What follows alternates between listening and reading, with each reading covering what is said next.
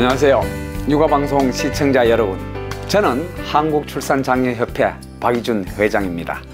저희 한국출산장려협회는 지난 2010년 우리나라 저출산 문제 해결을 위해 임산부 교육 및 출산장려 운동을 확산시키고자 설립된 단체입니다.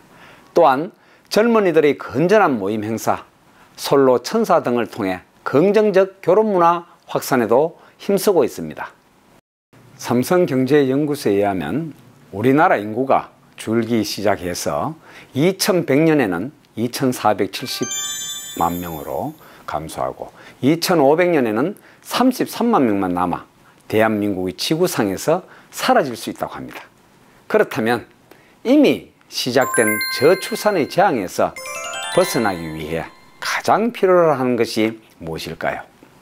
저는 국가의 해결 의지라고 생각합니다. 그래서 다음과 같은 저출산 대책을 제시하고자 합니다. 첫째, 독립적인 출산장려 전담기구를 설립하여 전폭적인 예산과 인력을 지원해야 합니다. 전통 유교 사상이 지배적인 우리 사회의 정세에 비춰보면 결혼을 한 이후 출산이 가능한 만큼 결혼과 출산을 동시에 지원할 수 있는 가칭 결혼출산장려관리청 같은 중앙 집권적 기관을 설치해야 한다고 생각합니다. 그리고 현재 결혼과 출산장려 운동에 힘쓰고 있는 비영리 민간단체와의 협력을 통해 범국민적인 실행조직을 만들어서 저출산 문제에 대해 유기적이고 능동적으로 대처해야 한다고 생각합니다. 둘째, 우리 국민 전체가 저출산 문제를 바라보는 인식의 전환을 위한 지속적이고 효과적인 캠페인이 이루어져야 합니다. 과거 일제시대 국채보상운동이나 IMF 때 금모으기 운동처럼 국가의 재난이 닥쳤다는 인식하에 국민 모두가 역량을 합쳐 저출산을 극복하는 것이 진정한 애국이라는 인식을 심어주기 위해 주력해야 할 것입니다. 셋째, 결혼과 출산을 위한 지원 시스템을 적극 개발하고 가능한 국가적 역량과 재원을 총동원하여 전폭적으로 지원해야 합니다.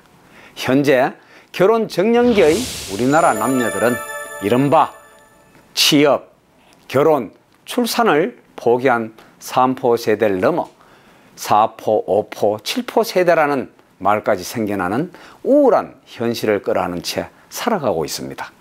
그래서 저는 결혼과 출산의 문제를 개인이 해결하라는 방임적 시각을 떠나 국가가 나서서 적극적으로 지원해주는 방향으로 나아가야 된다고 생각합니다.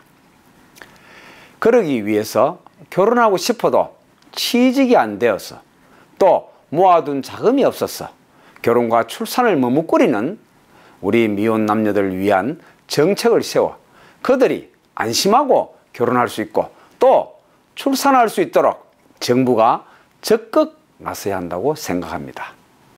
베이비붐 시대인 1960년 초에는 매년 70여만 명의 인구가 늘어나곤 했습니다. 이는 2013년 자연인구 증가 수인 17만 명의 4배나 되는 인구 증가율입니다. 그때는 가난과 배고픔이 연속인 시절이기에 산하 제한 정책을 실시했지만 결론적으로 오늘날의 저출산 시대를 맞이하는 단초를 제공한 것이니 그때의 결정이 아쉽기만 합니다. 제가 이렇게 이야기를 하면 한편에서는 이 좁은 나라에서 자꾸 출산만 장려하면 먹고 살기가 더욱더 힘들어지는 것이 아니냐고 항변할 수도 있습니다. 하지만 일본의 경우를 보면 인구가 1억 명이 넘으면 내수만으로도 수요 공급이 균형을 이루어 나라가 유지된다고 합니다.